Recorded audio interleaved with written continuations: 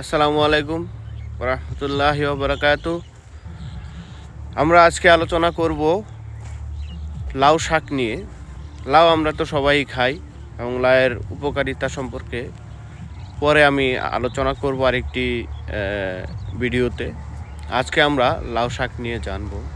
আমরা হয়তো অনেকে জানি, আর আমরা যারা না জানি আমরা জেনে নেই, এতে আমাদের উপকার হবে। একে বলা যায় রত্নধার। লাউ শাকের যে কী পরিমাণ গুণ রয়েছে সেটা আমরা সবাই কম বেশি হয়তো জানি। তো লাউ শাকের অনেক উপকার রয়েছে, যেমন লাউ শাকে রয়েছে ভিটামিন এ, ভিটামিন সি এবং ভিটামিন বি9। এই ভিটামিনগুলো এবং খনিজ রয়েছে। খনিজের ভিতর রয়েছে ক্যালসিয়াম, ম্যাগনেসিয়াম এবং পটাশিয়াম। তো এই ভিটামিনগুলোর আমাদের শরীরে খুবই প্রয়োজন। বিভিন্নভাবে এই ভিটামিনগুলো আমাদেরকে কাজে লাগে। খুবই গুরুত্বপূর্ণ এই ভিটামিনগুলো। যেমন হাড়ের যে গঠন আমাদের শরীরের, মানুষের শরীরে যখন বয়স বাড়ে হাড় দুর্বল হয়ে যায়, হাড়ের ভিতরে ক্ষয় রোগের সৃষ্টি হয় বা বিভিন্ন ধরনের, যেমন অস্টিওপোরোসিস রোগ, এটি একটি হাড়ের রোগ।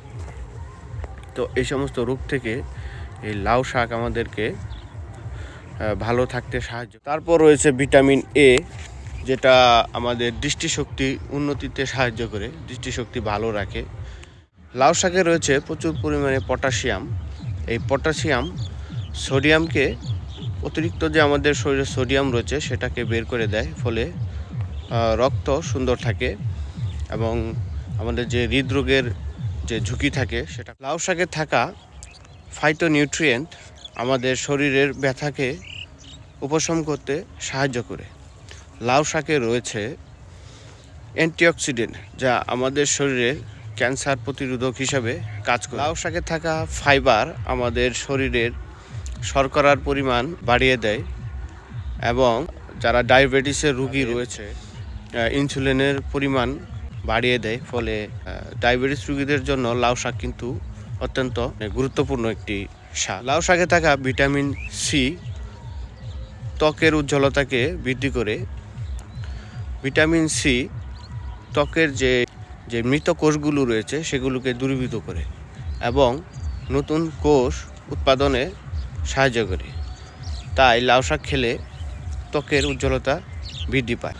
এবং লাউ শাকে যে অতিরিক্ত ফাইবার রয়েছে, সেই ফাইবার হজম শক্তি অবদান রাখে এবং আমাদের যে অন্ত্র রয়েছে সেই অন্ত্রকে ভালো রাখে।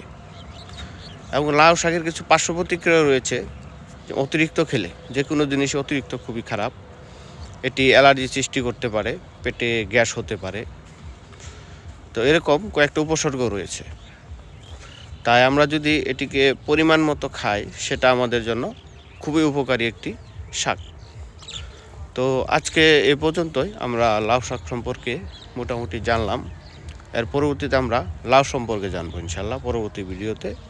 আপনারা আমার পাশে থাকবেন এবং আমার ফেসবুক পেজ গ্রিন লাভার এন্টারটেনমেন্ট, সেখানে ফলো দিয়ে লাইক, কমেন্টস, শেয়ার দিয়ে আমাকে আরও উৎসাহিত করবেন। সবাই ভালো থাকবেন। আল্লাহ হাফেজ।